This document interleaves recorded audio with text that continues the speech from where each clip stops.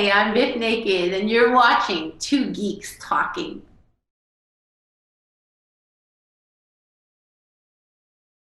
Good morning, afternoon, evening, everyone. Two Geeks Talking is an entertainment industry interview show where we interview the creative people from the comic, film, TV, movie, and video game industries. And of course, I'm your host, Kurt Sasso. I am super excited to have this guest on the show. This is her first time on the show. This is my first time interviewing a wonderful person such as herself.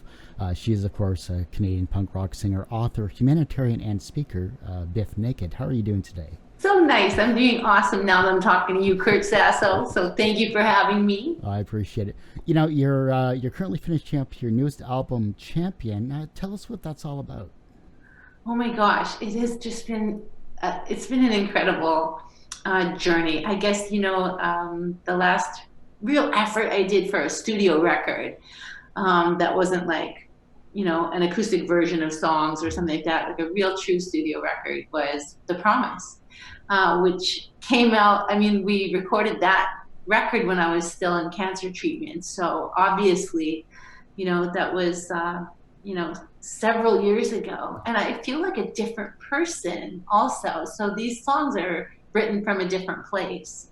And to be working with Doug Fury again has just been amazing. And of course, Snake.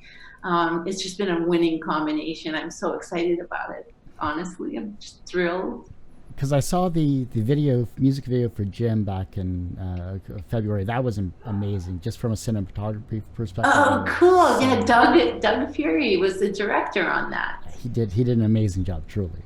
Yeah, really cool. I come from a cinematic background, so that was just mind blowing and impressive. Very cool. The other thing I've been seeing on social media is that you're doing the Cypher Letters from caregivers. Tell us a little bit about that. Yeah, that's been a really wonderful project to be involved in. Cypher interviewed me last year, which is how I met those guys, Asante and Ken and Decisive. And it was, I don't know, it was something that was almost transformational, just meeting those guys. And to be able to collaborate with Decisive, I mean, it was a dream come true. And he and I have a great writing rapport. It actually is a really amazing chemistry. So this year, when the concept that Ken had was to take actual letters from frontline workers who are also caregivers, which is like a double whammy of really having to struggle and be present and be fearless, while being resilient and tireless and compassionate at the same time. It's really a lot for a human being. And so to be able to take those letters that they have written, sharing their own stories, their personal stories and their vulnerabilities, and transform those into songs that we wrote from their words and from their experiences, has been something that has just been moving, a very moving experience, and I'm very proud to be a part of it. Powerful songs as well, too. I mean, I'm glad you like them. Yeah, they're nice. Speaking of songs in particular, though, is there any song or musical passage that's not your own that never fails to move you emotionally? Oh my gosh, yes. I am such a sucker for songs. I mean, it can be anything. I love all music. I always have. And I mean, it can be anything. It can be anything. We always said around the house, of course, my partner is the world's biggest Kiss fan. So always Kiss is playing in my home. But for me, I find that, Saturday mornings, before COVID, when I was still a gym rat and going to the gym, I listened to a lot of Middle Eastern music or Bhangra, or there's a Turkish artist that I love, is my favorite artist, named Tarkan. And I listen to a lot of music like that. It always gives me energy. It makes me happy. The rhythms and all the instrumentation just always makes me happy. But so does Fugazi. Whenever I hear Waiting Room, I'm always happy. It's like music has a way of doing that to us, and causing us to have these, really I guess, responses, very pleasurable.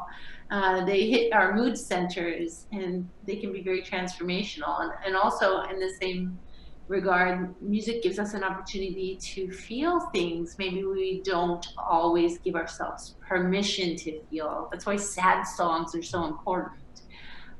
So yeah, I love sad songs too. They give us a chance to cry and put them on repeat.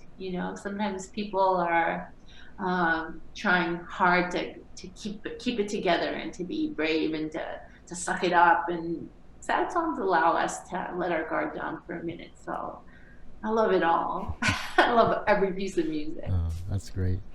A question actually from a fan, Walter Riggy from Riggy Media International. He asked, which song of yours has the most meaning in your life, and is it a difficult one to perform?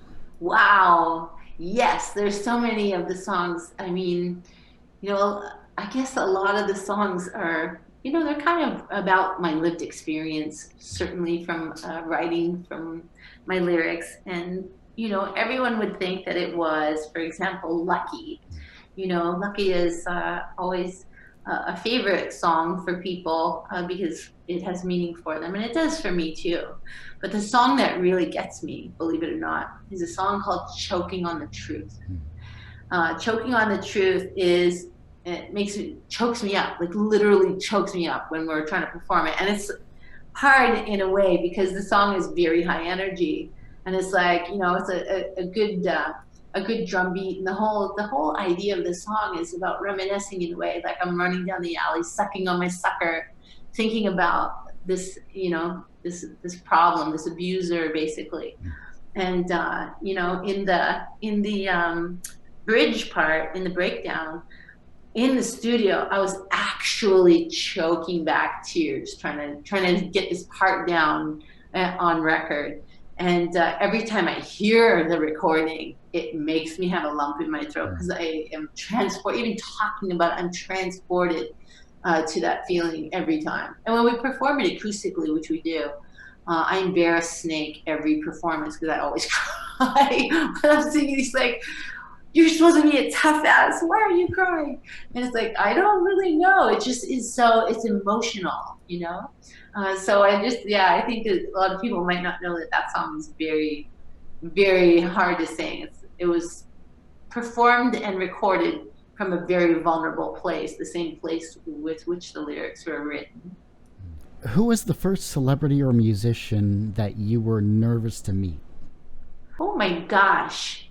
So many. I'm always nervous to meet anybody. I haven't actually met a lot of famous people because even in any situation that I would be in, I've been very lucky in my career to have attended a few Grammy parties or Juno parties or video awards shows and whatnot. I would say that, I'm always nervous to meet everybody. I think meeting Joey Shithead from DOA in 1990 or whenever it was, I was definitely tongue-tied. I couldn't speak. Meeting Metallica at the Columbia Hotel in London, England in 96 or 95. I couldn't talk. The words couldn't come out of my mouth. Stuff like that. It always makes me laugh because I still feel that way. If I were to meet someone like that. Meeting Ron Sexsmith, a Canadian icon, same thing. The first time I met Jan Arden was at the Junos when it was in Newfoundland, and I was so nervous to meet her, and I was so desperate to be funny that I told a dirty joke. I wasn't even polite. I just told a dirty joke, and I'm pretty awkward when it comes to stuff like that. So anyone I meet, I'm just always nervous.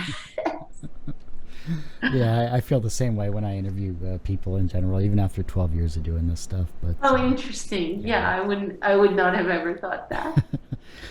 Introvert turned extrovert by trade. Very nice. You've worked with a lot of great artists over the years, musicians as well.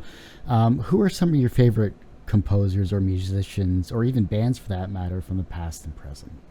Oh my gosh. Again, I'm a huge music fan. And there's a lot of bands I find that they're so musical. And, you know, I'm a big fan of all genres of music too.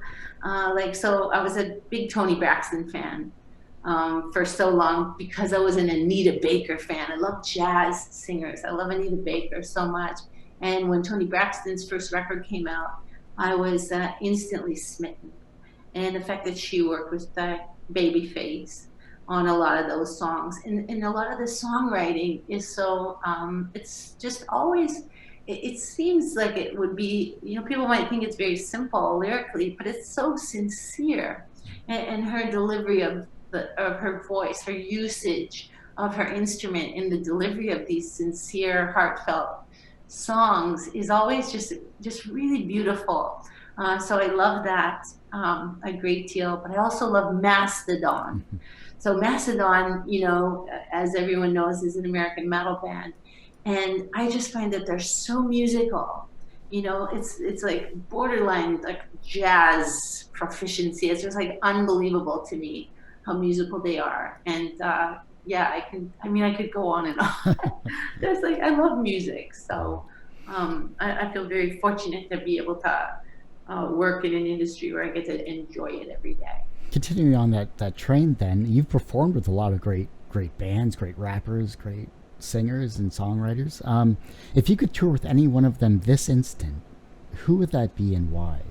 Oh wow, with whom I've already toured? Or anyone in general, for that matter. Oh my gosh, name it. I mean, I would love to tour with anybody from Emmylou Harris to Jack White to yeah, to anybody. I would love to tour with just anybody. Gosh, I love doing tours where you're with the same bands every day.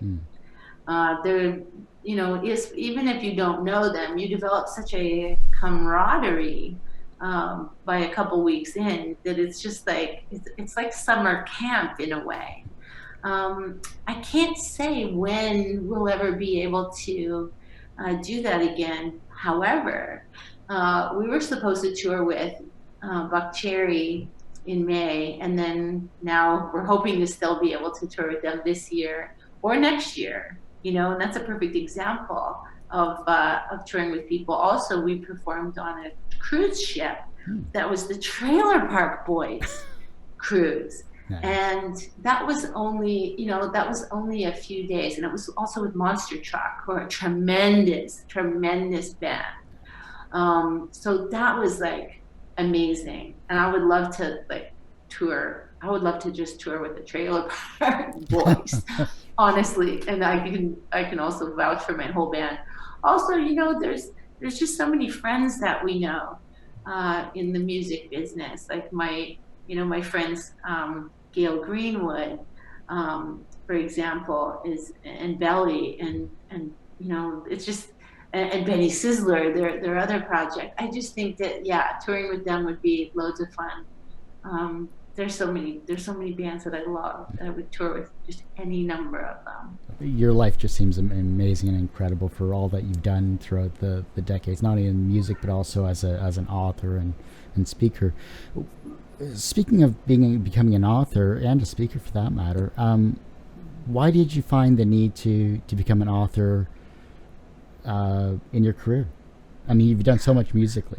Well, you know, the thing about the book was, so it was actually my manager who badgered me into writing it. I really didn't think that I wanted to write a memoir when I was like, you know, 40. I was like, this is silly.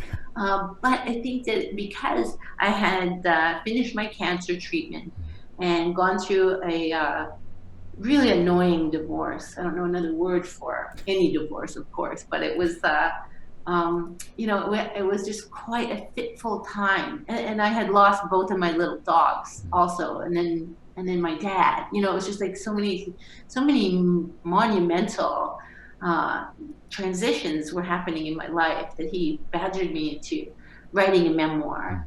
And so I started, I guess I wrote it, and then we worked with HarperCollins on editing it. So it was finished in 2013. and it came out in 2016.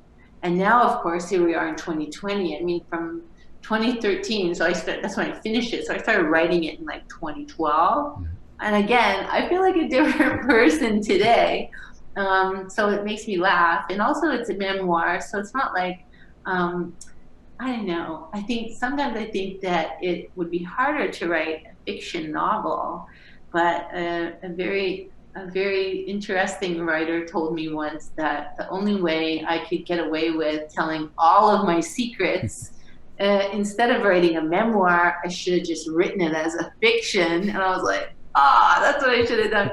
But I just finished a book of poetry last year, my first one. It's called Razor Blade Chewing Gum. It's not out yet.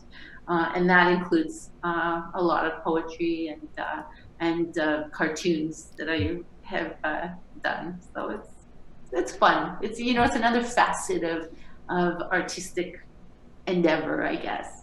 What's a perfect day for you? You're looking at it. This is a perfect day. I mean, how can it not be? Like, honestly, I have coffee. I had some coffee, and that's a miracle. I went to the bathroom. That's a miracle. I'm in Doug Fury's sunroom right now. I'm safe. I'm warm, and you and I are chatting. Sure.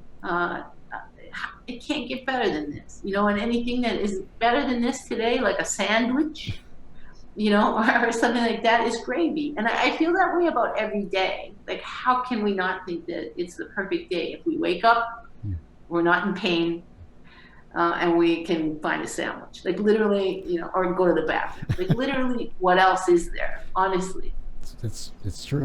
I think the simplicity of life fits it perfectly, as you said. Yeah. Everyone has an inspirational person that set them on their path to where they are today. Who was that for you? Oh my goodness, so many people. But honestly, because I was raised by a soft-spoken Minnesota woman, my mom, my adoptive mom. I have to say that her influence still guides me to this day. My mom lives in Winnipeg. She's in her early 80s. And really and truly, I know that a lot of my thinking, my ethics, and even my mannerisms. I know my phone voice when I'm talking to strangers on the phone, like calling for an appointment with a mechanic or a dentist or something. I hear my mother talking when I'm trying to talk, and so I know those things are from her influence. And really, I think that she still informs a lot of what I do and how I think. Professionally, you're extremely successful. You're an author, you're a singer, you're a writer, you're humanitarian, as it says below in your lower third. And you've done so much in your life, and you survived so much in your life. Do you consider yourself personally successful? Well, I mean, it's like everyone's definition of success is different. I thought I was successful when I did my first tour in 1990. We toured across the country. My band Gorilla toured across the country with a band called the Wongs. The singer was Chai Pig, who was also in SNFE. And for me, honestly, that was the zenith. I thought that was the zenith, the pinnacle of my career. I was so proud to be there. I learned so much. I knew in my heart of hearts, I tried to maintain professionalism, which to me was very important as a young performer, but also as a young female performer. It was imperative to me what I really deliberately was projecting from the stage. And, I still look at that as being just the height of success for me. So everything after that, everything, including signing record deals and touring in Europe and being on the Tonight Show, every single thing after that is gravy, was icing on the cake, and it still is every day. And I've always looked at my career in that way, and I always will. And same goes for writing. Same goes for anything that I will do. I always know that it's just all gravy. It's all icing. The reverse of that then is, how do you deal with your failures? I fail miserably all the time as a human being. I fail all the time. Whenever I get hurt feelings is a failure because I'm not, I don't know, being neutral. I'm not remaining neutral. Whenever I stumble or get impatient, for me, that's a failure because I don't want to be impatient, whether it's in traffic or whether it is, with a phone conversation, whatever the case. I think that we all are very human. And I know that failures, we're hard on ourselves.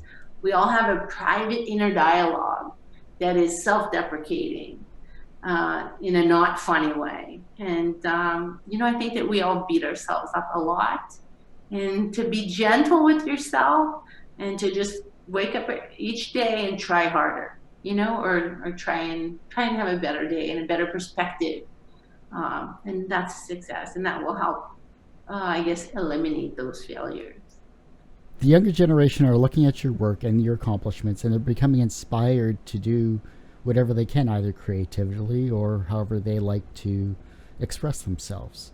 How can they inspire the generation that follows them? By living authentically, by exactly what they're doing now. So, what inspires you, if that leads your passion, then that's amazing. That is an amazing feat, in a way, of humanness. And to be human, honestly, is to just really be authentic and true to yourself. And it's not always easy because, it takes a lot of courage in a way, especially for a young person, to just be bold and be authentic.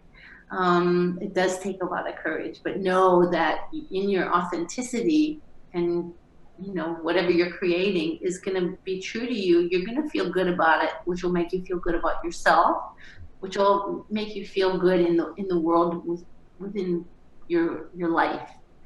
I don't know if that came across how I want to say it, but I think that it does take courage to live in this world and to be an artist and to be creative. And people are afraid of being judged. They're afraid of ridicule. They're afraid of, I guess, they're afraid of speaking their truth. And in this world, that's understandable. But as a young person, the more you do it, the less afraid you'll be. And so keep it up, and you will inspire others who will come after you.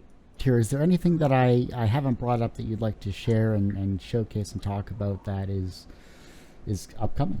In this world, we have to do what we can to be healthy in our bodies. That's something that I've always really believed in. I've always been a meditator. I think that you don't have to go to meditation school to meditate. You can just start where you are. And all that means really, is whatever it means to you. There's no right or wrong way to take care of yourself. It's whatever feels good. So meditation, yoga. A few years ago, when I was in cancer treatment, I worked with a lot of women in my volunteer group who were taking CBD and other plant medicines to help mitigate their symptoms and side effects. And so that's how I learned about CBD. And I joined a company last year called Mona Lisa Healing, and we're launching in the US. So we have partnered with PETA, and it was important to me to do that because I want everyone to understand that it's important to me. They know that it's cruelty-free product, that it is vegan, USDA organic. And I think that the truth is, if you want to heal yourself, you have to start with the body. You really do, and because our minds are our brains are in our bodies, our heart is in our body. Everything is connected, and so I encourage people to go explore different supplementation for themselves, and wholesome, holistic living. And for me, it includes CBD and plant medicines for pets. I've always had senior dogs, and now I have a puppy, and I find that CBD is really amazing for animals too. And just, MonaLisaHealing.com, go check it out. And hopefully the laws change in Canada soon. Canadian laws are a little bit behind, I guess you could say, the rest of the world. And so that when the laws change, then we'll have it in Canada too. Nice. Time flies, and like I said, this has been a wonderful interview, truly. Where can we find you on social media and purchase your records and everything along that line? Well, I'm easy to find. So if you just go to Bif Naked, you'll find me on Twitter and Facebook. I think it's called Bif Naked Official on Instagram because Bif Naked was taken. And you can also go to bifnaked.com. And I'm easy to contact.